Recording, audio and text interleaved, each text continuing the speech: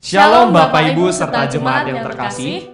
Pada hari ini, Minggu tanggal 14 Juni 2020, kami akan membawakan berita jemaat.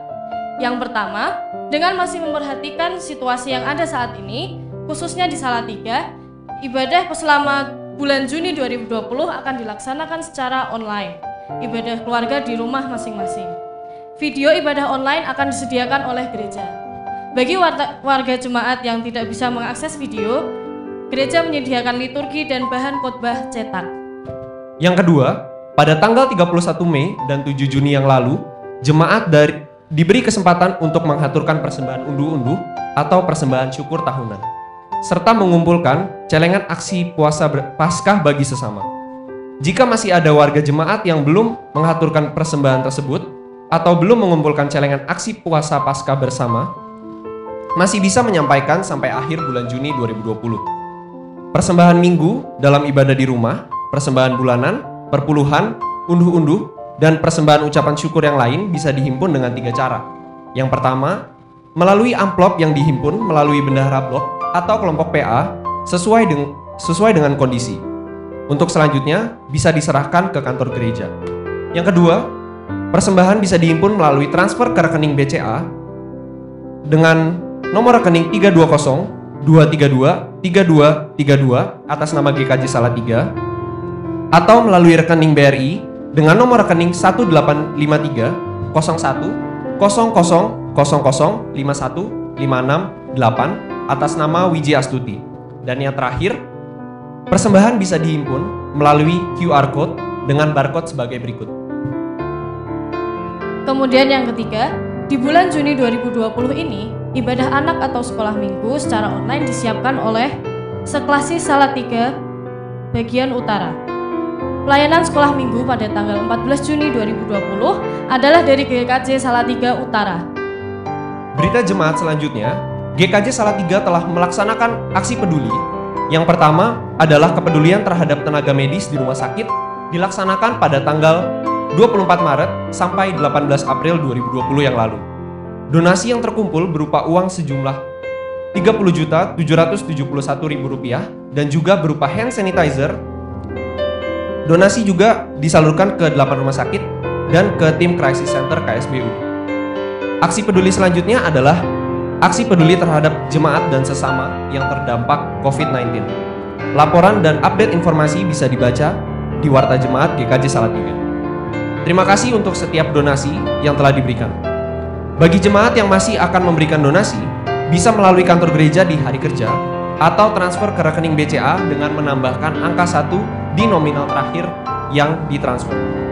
Kemudian berita jemaat yang kelima, dalam ibadah minggu ini, persembahan pujian online dari Paduan Suara Efata. Kami membuka kesempatan bagi warga jemaat atau kelompok paduan suara yang lain yang akan memberikan persembahan pujian secara online dalam ibadah minggu. Dalam hal ini, bisa menghubungi Pendeta Wiji Astuti melalui nomor WA 0851 031 86264. Bisa dihubungi 1 minggu sebelum ibadah. Dan yang terakhir, ibadah minggu saat ini dilayani oleh Pendeta Lukas Budi Gunawan dari GKJ Salatiga Utara. Sedangkan khusus untuk khotbah bahasa Jawa dilayani oleh Pendeta Agung Siswanto dari GKJW. Sekian berita jemaat minggu ini. Selamat memasuki ibadah. Tuhan Yesus memberkati.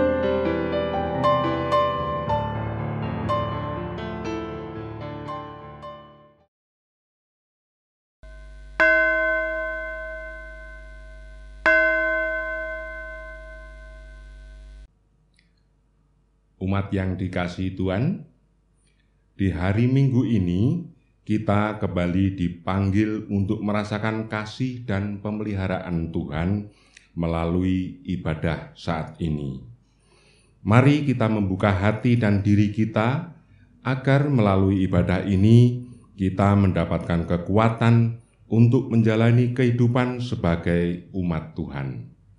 Dengan demikian, maka kehadiran kita akan semakin bermakna bagi Tuhan dan sesama.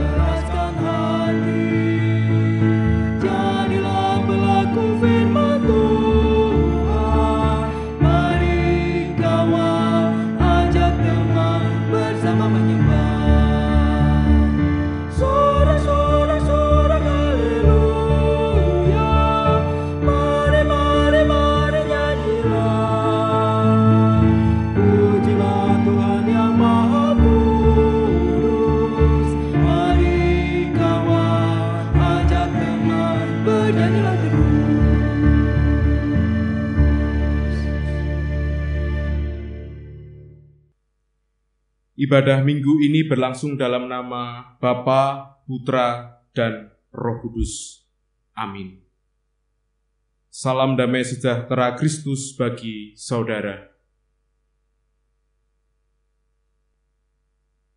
Saudara, dalam ibadah saat ini kita menghayati sebuah tema, komunitas yang melakukan firman dan melayani Allah. Disinilah kita sebagai gereja diajak untuk berefleksi. Apakah gereja sudah menjadi komunitas umat Tuhan yang sungguh-sungguh taat melakukan firman Tuhan? Apakah gereja setia pada tugas panggilan yang Tuhan percayakan? Apakah gereja sungguh-sungguh menerjemahkan belas kasih Allah dalam perjumpaan dengan sesama? Tak dapat dipungkiri, kehidupan kita sebagai gereja masih jauh dari kehendak Tuhan. Untuk itu, mari tunduk dalam penyesalan, kita mengaku dosa di hadapan Tuhan. Ya Tuhan, kami mengucap syukur atas kasih dan anugerah-Mu yang Engkau berikan kepada kami. Namun Tuhan, di tengah syukur kami mengakui bahwa kami belum sepenuhnya hidup seturut kehendak-Mu. Sebagai komunitas umat Tuhan, kami sering berbicara tentang kasih. Namun di antara kami sendiri masih sering menyakiti, memfitnah, dan menghakimi. Terhadap sesama kami masih sering menutup diri. Kasih dan anugerah-Mu sering hanya kami simpan menjadi sukacita pribadi. Kami enggan membagikannya pada orang di sekitar kami. Karena keegoisan, kemalasan, dan ketidaksetiaan kami.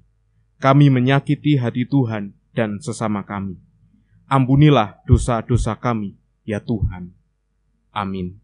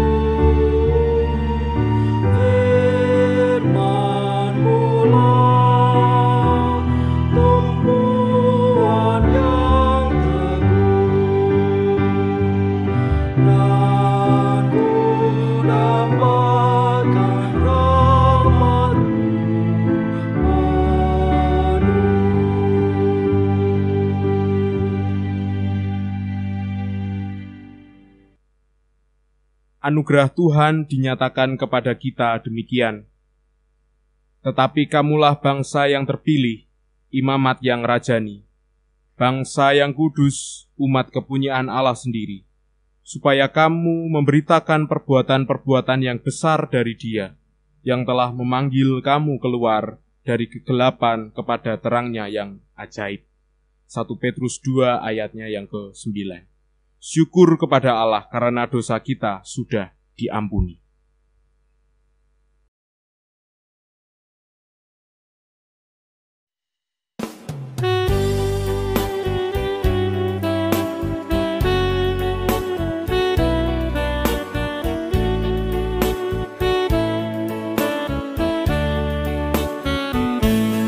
Hidup ini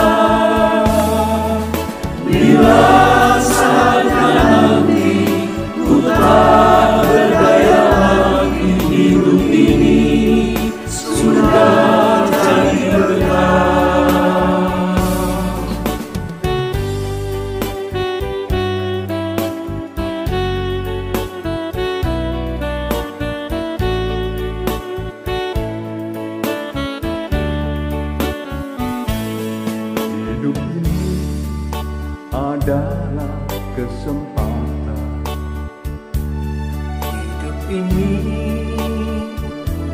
melayani Tuhan. Jangan sia-siakan waktu yang Tuhan beri. Hidup ini harus jadi berkah. Oh Tuhan, pakailah hidupku selagi aku masih kuat. Bila saatnya nanti ku tak berdaya lagi, hidup ini sudah jadi berkah. Oh Tuhan, pakailah hidupku selagi aku masih kuat. Bila saatnya nanti ku tak berdaya lagi, hidup ini sudah jadi berkah. Bila saatnya nanti ku tak berdaya lagi, hidup ini sudah jadi berkah. Hidup ini sudah jadi berkah.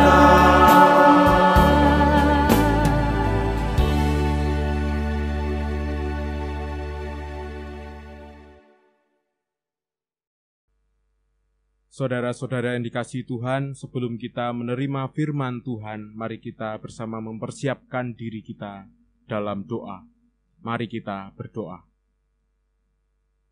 Ya Allah kami, Sang Sumber Kehidupan, kami umat-Mu pada kesempatan ini akan bersama membaca dan merenungkan sabda-Mu. Kami mohon pertolongan dari Roh Kudus, supaya menguasai hati dan pikiran kami, sehingga kami dimampukan untuk mengerti dan menjadi pelaku-pelaku firman Tuhan dalam kehidupan kami. Untuk hamba-Mu yang penuh dengan kelemahan yang Engkau pakai untuk mewartakan sabda kebenaran-Mu, kami mohon tuntunan Tuhan. Dan untuk umat Tuhan yang akan mendengarkan, kiranya Tuhan juga pakai mereka sebagai sarana berkat bagi pewartaan sabda di dunia ini. Berfirmanlah ya Tuhan, kami siap untuk mendengarnya. Terima kasih Tuhan. Amin. Pembacaan firman Tuhan terambil dari Injil Matius pasal yang ke-9 ayat 35 sampai Injil Matius pasal 10 ayatnya yang ke-8. Demikian firman Tuhan.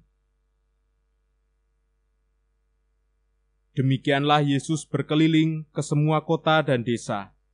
Ia mengajar dalam rumah-rumah ibadat dan memberitakan Injil Kerajaan Sorga, serta melenyapkan segala penyakit dan kelemahan.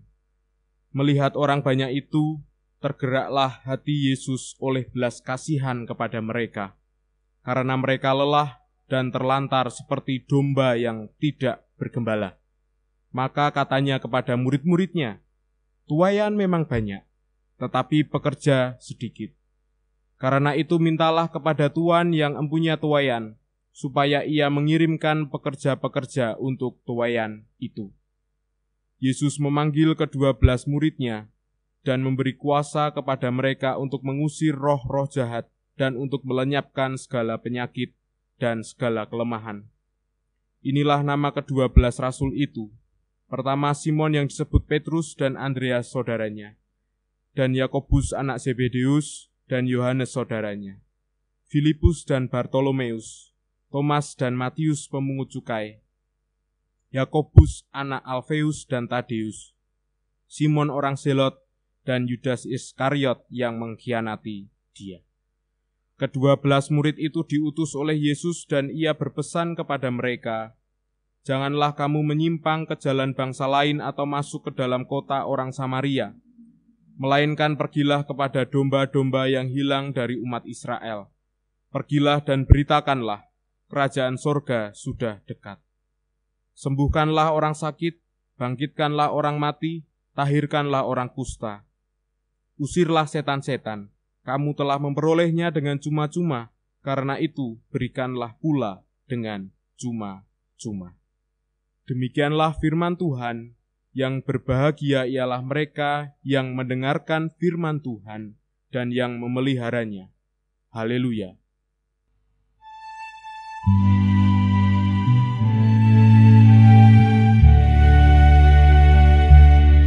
Haleluya, haleluya,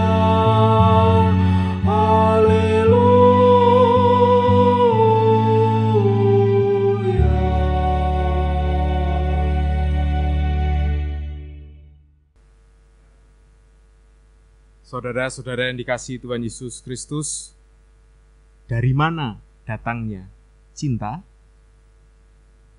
Nah, kalau kata sebuah lagu, cinta itu datangnya dari mata turun ke hati.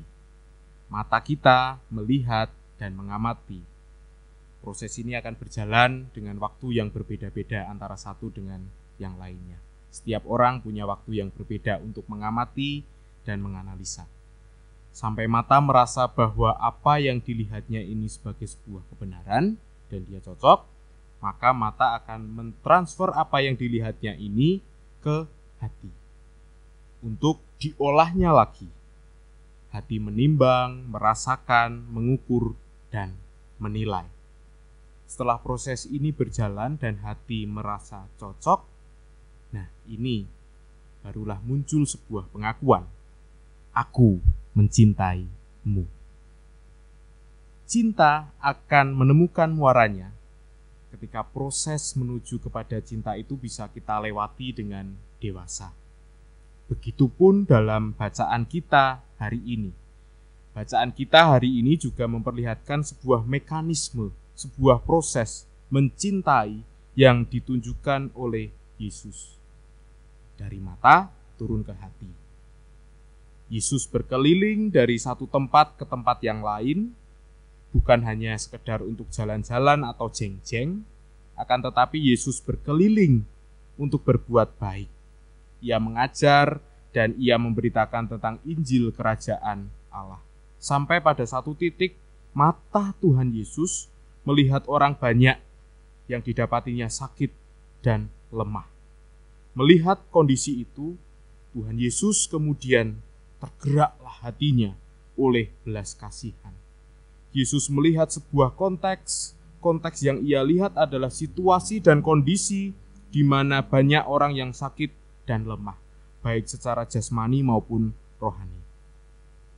Jika kita membayangkan diri kita seperti Yesus yang melihat konteks di mana ada banyak orang yang sakit dan lemah, ketika kita juga punya rasa belas kasihan seperti Yesus, dalam hati tentu kita akan bertanya, mesaki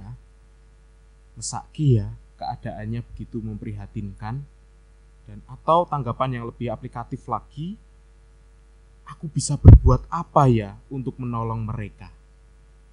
Nah, jika kita sudah sampai pada proses ini, kita sudah mulai ancik-ancik menjadi orang yang baik, menjadi orang yang mencintai. Karena mencintai itu bukan hanya lahir dari sebuah situasi yang membahagiakan, mengsemaken, dan menggembirakan saja. Tetapi ketika kita melihat sebuah konteks yang memprihatinkan pun, juga bisa lahir cinta yang terwujud dalam tindakan belas kasihan, seperti yang dilakukan oleh Yesus. Kemudian pertanyaannya adalah ketika kita melihat konteks seperti itu, apa yang bisa kita lakukan untuk mereka? Ini adalah sebuah pertanyaan yang didasari pada dorongan batin, kepekaan, rasa simpati yang kemudian menggerakkan kita untuk lebih dalam, lebih konkret melakukan tindakan kasih yang berdampak bagi sesama manusia. Sama seperti Yesus, cintanya diawali dari tergeraknya hati oleh belas kasihan. Dari sana lahir kesediaan untuk menolong mereka yang lelah dan terlantar. Kondisi ini digambarkan oleh penulis Injil Matius seperti domba yang tidak bergembala. Nah, saya punya seorang teman dekat, ketika ia duduk di bangku SMP, ia harus kehilangan ibunya. Belum selesai kedukaannya karena ditinggal oleh ibunya, sekitar 1 tahun berikutnya menyusul ayahnya juga dipanggil Tuhan. Ia mengalami depresi, mengalami suatu perasaan kehilangan yang amat dalam, dan saya membayangkan seperti inilah rasanya, domba kehilangan gembala. Tidak ada sosok pelindung, tidak ada orang yang menemani, sepi, sunyi, dan sendiri. Dan dalam gambaran situasi yang demikian ini, Tuhan Yesus hadir. Ia hadir untuk mengisi kekosongan peran gembala. Ia hadir untuk menjadi partner, menjadi teman, menjadi rekan, dan menjadi gembala itu sendiri bagi umatnya yang sedang kelelahan, yang sedang hilang dan hampir punah diterpa badai kehidupan. Dan ketika membaca ayat 37, kita dapat melihat sebuah kejanggalan. Yesus merasa bahwa apa yang dilihatnya ini adalah suatu kejanggalan. Betapa tidak, banyak orang yang lelah dan terlantar di sana. Tetapi Yesus tidak menemukan pertolongan yang ditawarkan oleh sesama manusia untuk mereka. Oleh karenanya Yesus berkata, tuaian memang banyak, tetapi pekerja sedikit. Panenan banyak, tetapi tidak banyak orang yang mau dan mampu memakai kesempatan ini untuk dipakai Allah. Pertanyaannya adalah, mengapa? Mengapa panenan banyak, tetapi tidak ada pekerja yang mau memanfaatkan kesempatan ini? Di bagian selanjutnya, Yesus merasa perlu mengajak orang lain untuk turut menjadi mitranya. Bukan seperti layaknya seorang bos mencari pekerja yang sifatnya hanya transaksional, bukan seperti itu. Tetapi Yesus mengajak menjadi rekan, menjadi mitra yang setara, dan menjadi sahabatnya yang turut mengemban misi penggembalaan. Nah, dari sinilah terbentuklah sebuah organisasi atau komunitas kecil yang dinamakan ke-12 murid Kristus. Bagi teman-teman muda yang suka dengan film The Avenger, kira-kira seperti itulah gambaran situasinya. Banyak tokoh-tokoh superhero yang dipanggil dalam satu misi khusus untuk menjaga kedamaian sebuah kota. Dan ke-12 murid ini pun juga sama. Mereka dikumpulkan, dipersiapkan, dibekali, dan diberi kuasa oleh Tuhan Yesus untuk mengusir roh-roh jahat, melenyapkan segala penyakit, dan melenyapkan kelemahan. Hingga akhirnya, ke-12 murid ini siap diutus untuk mengemban sebuah misi penggembalaan. Yesus berpesan, pergilah kepada domba-domba yang hilang dari umat Israel. Kita dapat melihat kecintaan Yesus kepada umat Israel. Umat yang sejak awal sudah dipilih Allah untuk diselamatkan. Tetapi umat Israel itu sendiri membangkang. Banyak dari antara umat Israel yang menyimpang ke jalan yang sesat dan membuatnya tersesat. Para murid diutus untuk mencari mereka, mengembalikan mereka yang hilang ini pada sebuah relasi yang benar dengan Allah. Bagaimana caranya? Ya karena para murid sudah diberi kuasa oleh Tuhan Yesus Kristus, maka Tuhan Yesus meminta kepada mereka untuk memberitakan bahwa kerajaan sorga sudah dekat. Nah, lagi-lagi umat Israel mendapatkan keistimewaan. Bukan hanya ia selalu ada di hati Allah, tetapi mereka didekatkan dengan kerajaan sorga itu sendiri. Karena selama ini mereka sudah berjalan terlalu jauh dari kerajaan sorga. Mereka sudah terlalu jauh atau bahkan melupakan Tuhan. Dan secara konkret, para murid ini diutus untuk menjalankan misi, sembuhkanlah orang sakit, bangkitkanlah orang mati, tahirkanlah orang kusta, dan usirlah setan-setan. Kita lanjutkan lagi, dan ketika kita membaca ayat 8a ini, saudara-saudara, seketika hati saya itu bergaung dengan konteks kita saat ini.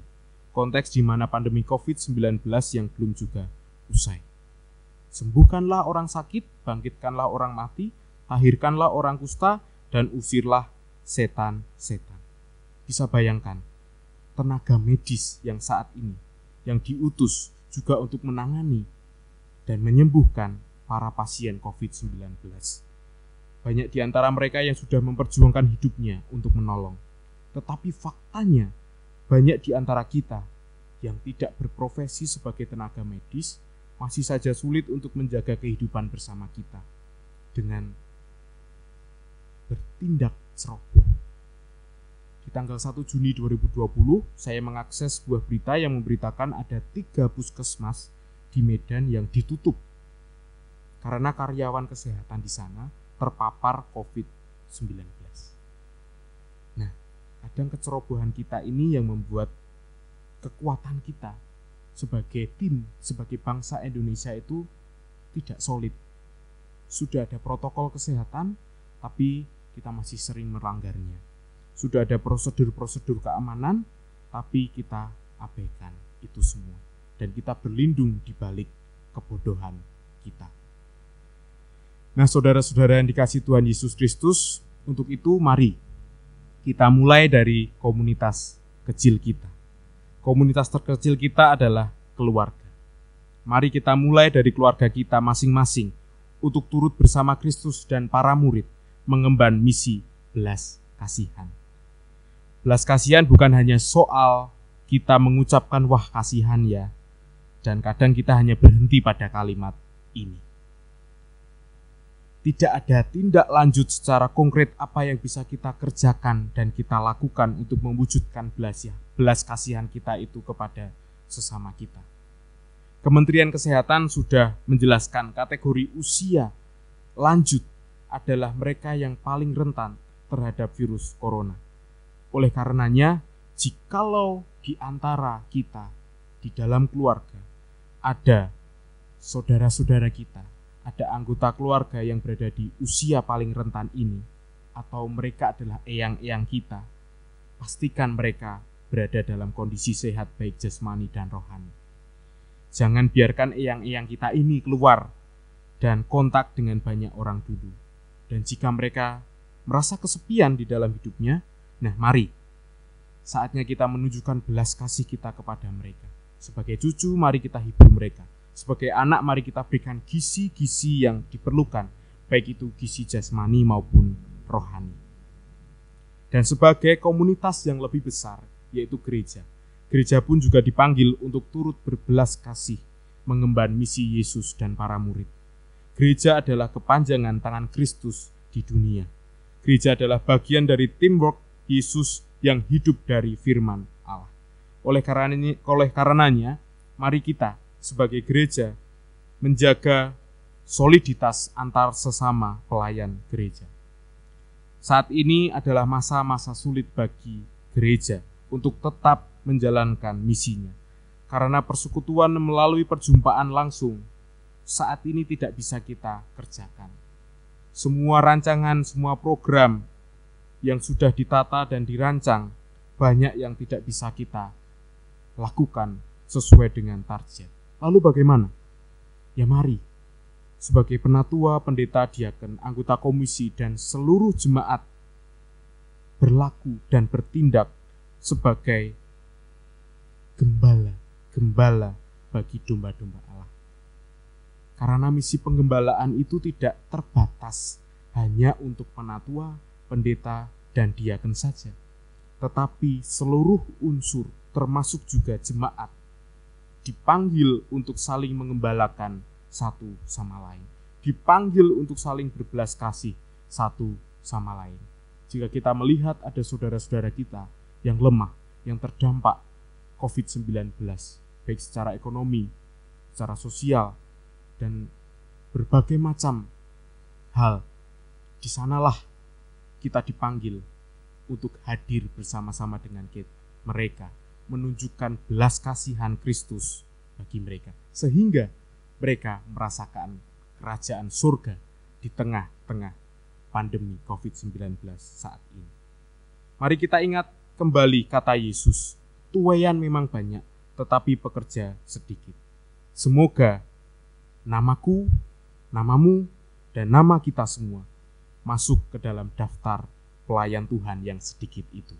Tuhan memberkati kita. Amin.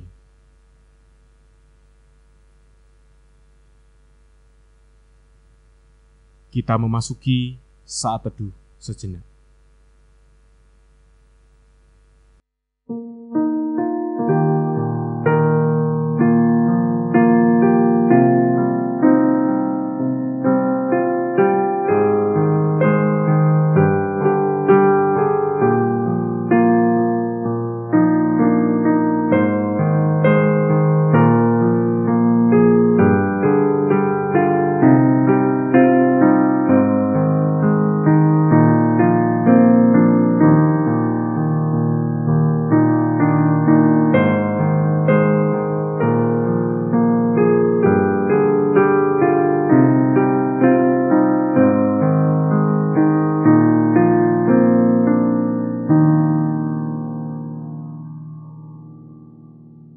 Umat kami undang untuk berdiri.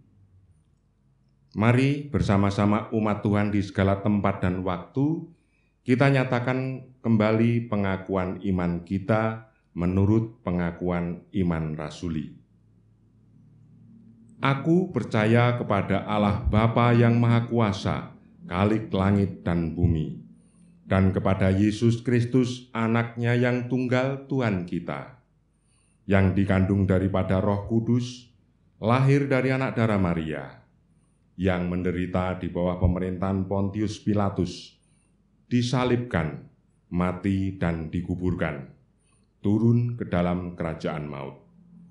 Pada hari yang ketiga bangkit pula dari antara orang mati, naik ke surga, duduk di sebelah kanan Allah, Bapa yang Maha Kuasa, dan akan datang dari sana untuk menghakimi orang yang hidup dan yang mati.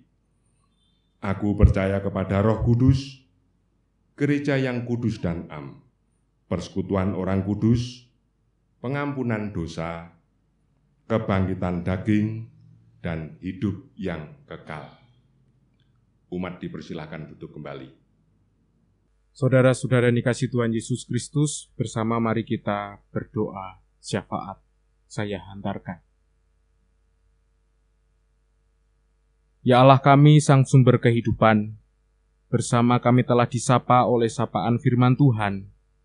Biarlah kami menjadi komunitas yang terus berjuang untuk melakukan firman di dalam kehidupan kami, sebagai bentuk kami melayani Allah melalui kehidupan bersama kami sebagai bangsa dan negara Indonesia, sebagai gereja Tuhan di GKJ Salatiga, juga sebagai bagian dari masyarakat di kota Salatiga. Terlebih, di dalam kami masih menghadapi masa-masa sulit pandemi COVID-19 saat ini. Biarlah kami Engkau pakai untuk turut menjadi mitra-Mu, menjadi agen-agen belas kasih bagi sesama kami yang membutuhkan uluran bantuan tangan kami. Dan biarlah kami sebagai pribadi, kami sebagai gereja, kami sebagai bagian dari masyarakat, boleh bahu-membahu, gotong royong, mewujudkan kehidupan bersama yang sejahtera, yang damai, yang dijauhkan dari segala bencana sosial dan bencana alam. Dan kami boleh bersama-sama membangun kehidupan yang damai, dipenuhi dengan kasih Kristus. Ya Allah kami, Sang Sumber Kehidupan, kami menyerahkan saudara-saudara kami saat ini yang sedang terbeban karena sakit, baik mereka yang dirawat di rumah maupun di rumah sakit. Kiranya berkat pertolongan Tuhan boleh senantiasa mengalir atas mereka, melalui setiap makanan, minuman, obat-obatan yang dikonsumsi. Kiranya ini menjadi sarana berkat pemulihan bagi mereka, pun juga melalui keluarga yang dengan setia mendampingi saudara-saudara kami ini, biarlah mereka Engkau pakai sebagai sarana berkat pemulihan bagi saudara kami ini. Ya Allah kami, Sang Sumber Kehidupan, kami juga menyerahkan keluarga kami masing-masing, yang saat ini mungkin sedang bergumul tentang ekonomi, tentang relasi, dan tentang banyak hal yang sedang kami hadapi. Kami mohon Tuhan, supaya Engkau bekerja di dalam kehidupan kami. Biarlah kami Engkau ajarkan untuk mengerti jalan-Mu, untuk terus setia pada komitmen kami mengikut Engkau, meskipun di tengah-tengah perjalanan seringkali banyak hal yang membuat kami tersandung, terjatuh, sehingga kami merasakan lelah dan letih. tapi kami meyakini dan kami percaya bahwa Engkau tidak akan tinggal diam. Engkau akan selalu bekerja melalui orang-orang yang akan Kau pakai, melalui apapun yang akan menjadi sarana berkat bagi kami. Kiranya Tuhan memberkati kami. Pun kami juga menyerahkan anak-anak kami yang saat ini sedang duduk di bangku sekolah, baik mereka yang duduk di TK, SD, SMP, SMA maupun perkuliahan. Kami mohon Tuhan supaya Engkau juga turut beserta dengan mereka. Biarlah proses pendidikan ini boleh dijalani dengan baik, sehingga mendatangkan damai sejahtera bagi kehidupan anak-anak kami. Demikian juga dengan orang tua yang dengan setia dan bertanggung jawab untuk mendidik dan memelihara anak-anak kami. Kiranya Engkau pakai mereka sebagai sarana berkat bagi anak-anak kami. Kami juga menyerahkan saudara-saudara kami saat ini yang sedang merindukan pasangan yang sepadan. Kami mohon Tuhan supaya mereka juga Engkau berikan jalan. Untuk saudara-saudara kami yang sedang merindukan kelahiran seorang anak, kami mohon Tuhan supaya Engkau tetap hibur dan tetap berada di samping mereka. Dan untuk saudara-saudara kami sedang merindukan pekerjaan yang layak untuk mereka, kami mohon Tuhan supaya Engkau juga tuntun dan sertai mereka. Pun juga dengan saudara-saudara kami yang sedang menjalani pekerjaan dan tugas panggilan mereka, kami mohon Tuhan supaya pekerjaan ini boleh mendatangkan berkat bagi kehidupan keluarga mereka. Begitupun dengan segala hal pergumulan yang sedang dihadapi oleh keluarga-keluarga Kristen di GKJ Salatiga, kami mohon Tuhan supaya Engkau turut campur di dalam setiap hal ini. Dan kami meyakini Tuhan tidak akan meninggalkan kami. Ya Allah kami sang sumber kehidupan, kami juga menyerahkan kehidupan bersama kami sebagai gereja. Kiranya misi gereja untuk memelihara iman jemaat di GKJ Salatiga Utara tetap terus berjalan, meskipun di masa pandemi yang serba susah ini.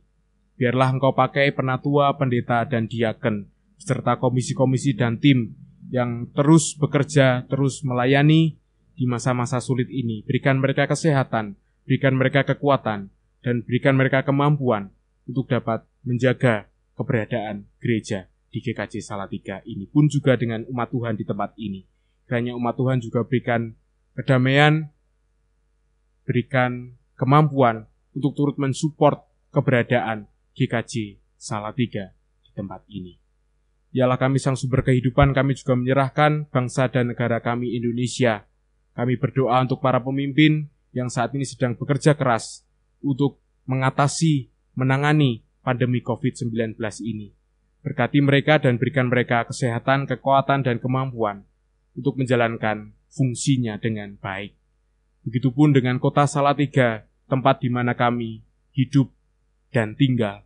Kami mohon supaya kedamaian dan ketentraman senantiasa boleh kami rasakan di kota Salatiga ini. Ya Allah kami sang sumber kehidupan, inilah doa syafaat kami. Ini semua kami landaskan di dalam nama Tuhan kami, Yesus Kristus, melalui pengantaraan Roh Kudus yang senantiasa menemani dan melindungi kami. Dan kami akan menandaskan syafaat kami ini dengan bersama-sama berdoa Bapa kami.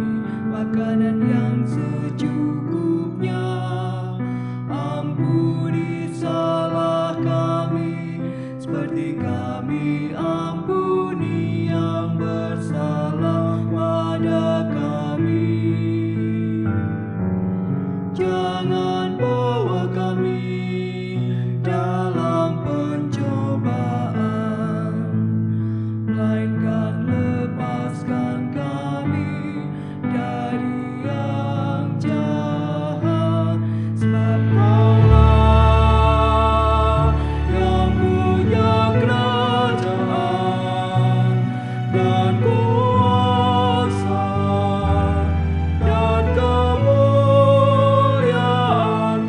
sampai selama-lamanya.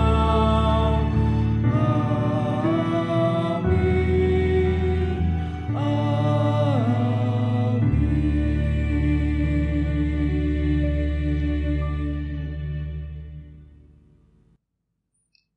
Umat yang dikasihi Tuhan, marilah kita haturkan syukur kita melalui persembahan yang kita kumpulkan.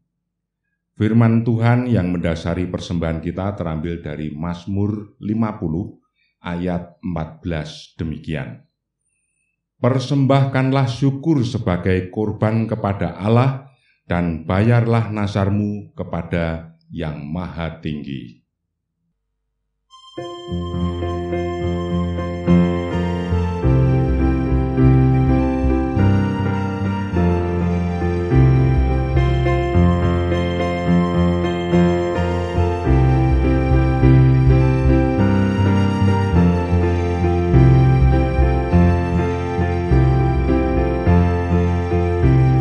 Di sini aku bawa Tuhan, persembahan hidupku semoga berkenan.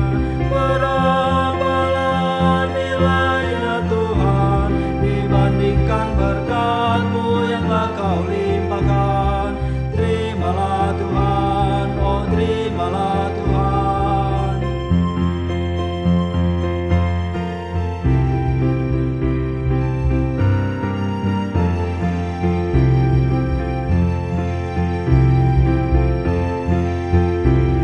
Ku ingat firman-Mu ya Tuhan, yang mengajarkan kami mengingat yang kecil. Berkati semuanya Tuhan, supaya persembahan tetap mengalir terus. Terimalah Tuhan, oh terimalah Tuhan.